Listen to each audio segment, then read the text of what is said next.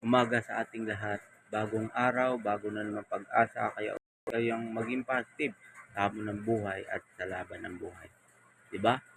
Ayun, kita ko sa inyo, ang ating pag-uusapan ngayon is tungkol sa bibili at nakabili na ng motor. 'Di ba? Sana makatulong 'to sa inyong video na 'to. Isa sa pinakamahalagang malaman nyo ito. 'Di ba? Hindi din naman talaga natin maiwasan na sobrang excited mo at hindi mo alam yung batas, dinrive mo yung motor mo, ano nga ba ang mangyayari kung ma-checkpoint ka. Siyempre may papakita ka at umaasa ka naman at hindi naman pinaliwanag sa iyo na maayos ng kasa at siyempre pinaliwanagan ka na inganyo ka. Oh, pwede pala kasi may certificate naman ako kaya ako na bahala, ako na mag-drive. Ang advice ko lang sa iyo, ito yung maganda mong gawin. Bago ka pumunta ng kasa, dapat may dala kang tao na may lisensya. 'Di ba? Para iwas ka para sa mga ganitong senaryo na mahuli ka at makapagmulta ka. Ito, pag-uusapan natin yung certificate na binigay sa akin ng LTO. Ito na po pala yung ating certificate of registration. Ang ating CR at saka OR natin nasa baba, hindi ko na ipapakita. Yan na yung bago natin parang ano siya, makapal oh. Para siyang birth certificate. Ayun, pag-uusapan natin tungkol na to. Ayun, matingnan nyo, may perma pa ng management oh. 'Di ba? Ito, yung mga certificate na to galing sa kasa to. Marami to. Kasi pag na-expire ng 7 days, bibigyan ka na ulit, 'di ba? Ganun na naman yung explain naman. Siyempre, ikaw namang walang kaalam-alam na bumili ka ng motor at nakuha mo na yung motor. Excited ka kasi nag-aantay ka sa ORCR. Ang payo ko lang sa'yo, pag hindi pa dumating at hindi mo pa hawak yung ORCR at saka yung ORCR mo, hindi mo pa hawak, wag ka munang magmaneho ng motor mo. Kasi hindi natin alam yung disgrasya. Malay mo mabangga ka dyan, talo ka talaga. Kahit saan pa dalhin, kahit saan pa musgado dalhin, talo ka. Kung mabangga ka at una sa lahat, lalo na kung na-checkpoint ka. Isa sa mga pinakadelikadong hindi natin alam at maraming hindi nakakalam. Sa mga nakakaalam dyan, pakipayo na lang din po sa iba na ano. Pero syempre, di natin maiwasan yung iba may excited, hindi nakikinig. Ngayon, isa sa mga kaibigan, sinabihan ko na wag siyang magpunta ng kahit saan o kahit malapit man yan. Ngayon, isang pagkakataon na checkpoint siya. Isa na balak pa niya sana na makatipid siya. 'Di ba? Alam mong bumili ka ng motor para makatipid ka, napagastos ka pa na malaki. Nawala siya ng gana ng motor niya, na-impound pa. 'Di ba? Napakasaklap. Nakuha yung motor. Na-excited ka mag-drive, kaya huwag kang magiging excited kasi ito yung pinakadelikado sa lahat. 'Di ba? Ngayon, ikaw naman tiwalang-tiwala ka at tuwang-tuwa ka, excited ka kasi binigyan ka ng certificate ng kasa. Lagi mo tatandaan, itong certificate na to is galing to sa kasa. Wala pong binaba na batas. Ang LTO na nasa kanila galing to. Galing ito sa kasa. Wala pong batas na mag-authorize po kayo na magmamaneho po kayo ng motor na o sasakyan na wala pang ORCR.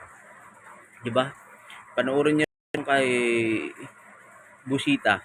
'Di ba? Sana na-explain niya to at napaliwanag niya to about sa kasa at sa mga dealer na yan. 'Di ba? Ang pinaka problema lang dito talaga sa mga dealer na gusto lang talaga din siguro na makabenta, 'di ba? Binigyan nila ng pagkakataon yung mga tao na magbigay ng certificate na kagaya nito. Ayun, may pirma yan. Ayoko na pakita yung ano, kung ano yan. Saang dealer yan. Pero lahat ng dealer to, para sa lahat ng dealer. Please lang, maawa po kayo. Explain yung mabuti sa tao na bawal ito at walang batas na galing sa LTO na pwedeng gamitin ito pagdating sa kasi ang laki ng multa nito na abot ng 12,000 yung nabayaran ng kaibigan ko, 12,000 nata. Basta ganun, impound yung motor, dinala yung motor. Siyempre wala kang warranty diba? WR na makatipid siya kasi pang pasok. Dinala-dala hanggang sa tao na huli.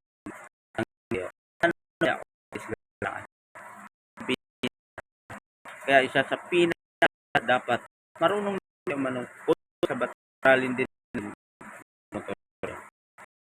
Mga bibig, mga bibig, o yung motor, wag na kayo mag-drive motor kung ang UR o kung alis para sa mga bumili ng kanhan. Diba? Para sa mga kanan na wala lisensya, kasi yung dealer medyo may sila kasi kailangan mo talaga ng lisensya bago ka makabili ng motor. Diba? Iwan ko lang sa ibang dealer, baka pumapayag sila na wala ng lisensya yung tao, bibigyan nila. Lalo na pag cash. Diba? Pag cash yung motor, binibigyan nila. Ayun, itong mga certificate na to na binigay sa akin, ang dami nito guys. Kasi mag-aantay pa tayo ng warshare, tagal-tagal, di ba? Excited ka na magmaneho ng motor.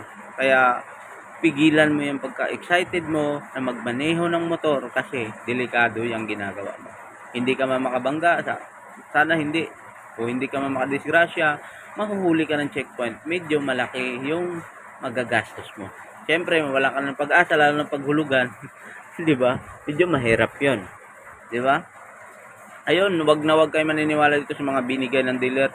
Mas mabuti kahit bigyan kayo nito, kumuha na kayo ng driver na may lisensya at magpahatid kayo sa inyo. Kung pwede, kayang ihatid ng dealer sa inyo, magpahatid na lang kayo. Wag nyo munang gagamitin yung ORCR nyo. Wag nyo munang gamitin kung wala pang ORCR nyo para iwas sa iyo sa gastos at makatipid kayo. 'Di ba? Antay-antay lang, wag pigilan muna natin yung excited na mag-drive ng motor, lalo na kahit diyan sa loob nyo o kahit diyan lang sa inyo, nakakala mo walang checkpoint, paano kung makabangga ka diyan? Wag naman sana na makabangga ka. Antayin yung ORCR, yun yung pinakamahalagang malaman nyo na antayin nyo munang ORCR at huwag kayo maniwala sa certificate na binibigay ng LTO na allowed kayo mag-drive ng motor at ay binigay ng dealer na allowed kayo mag-drive nitong motor. Napakadami yan, no? Naka-print. Kasi kung di pa dumating yung motor daw gagamit yung checkpoint. Pero ako naman is nanonood ako ng ibang mga at binabasa ko rin yung batas na bawal na. Minsan kasi hindi natin talaga maintindihan yung batas na may nakalagay naman doon talagang 15 days dapat maano na yung plaka, wala 'di ba? Wala. Kaya antayin mo, magtiis ka na, antayin mong ORCR para iwas huli ka. Yan lang naman pinakamahalaga, may lisensya ka, may ORCR ka, at ngayong September yung plaka, yun naging problema natin. Ayun, may review ako dyan sa plaka, pero sa mga hindi pa nakaka-subscribe, subscribe na po kayo sa aking channel at darating na September 1 na subukan natin mag-ikot kung ma-checkpoint na sila, pero sure ako mag-checkpoint at maghihigpit yan. Ayun, wala na tayong takot lumabas kasi may plaka na tayo, nakuha na rin natin. Sa tagal nating inantay, 8 buwan natin bago nakuha yung ating plaka. Ayun, sa mga inuulit ko, sa mga certificate na kagaya nito, wag na wag kayo maniwala sa dealer. Napapayagan kayo magmaneho, wag.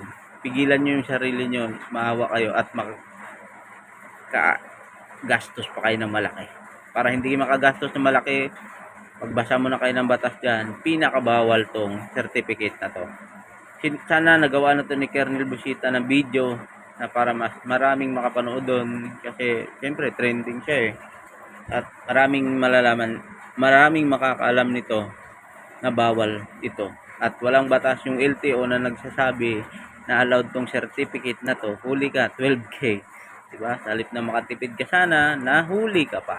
Dahil sa certificate na pinaniwalaan mo, in-explain sa'yo ng dealer, at din-drive mo agad, delikado patuloy na makagastos ka pa ng malaki.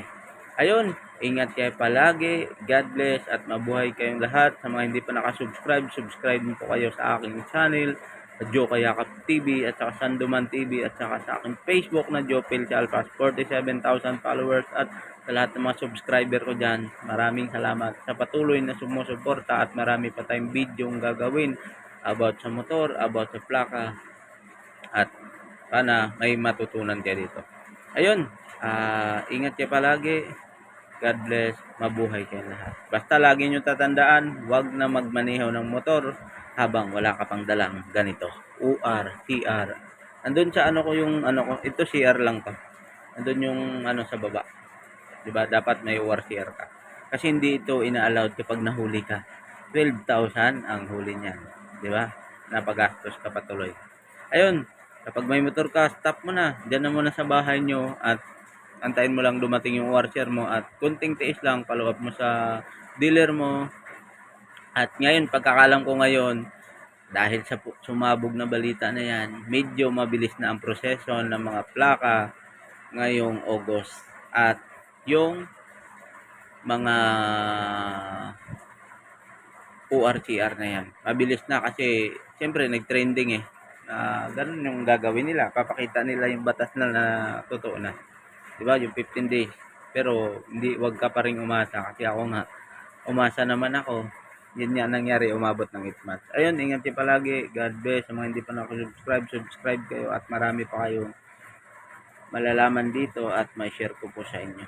Ayun, comment lang dyan sa baba kung may katanungan kayo at masagot natin yan dyan sa comment section. At kung may paggawa ng video, magagawa ng video yan. Ayun, ingat kayo pa.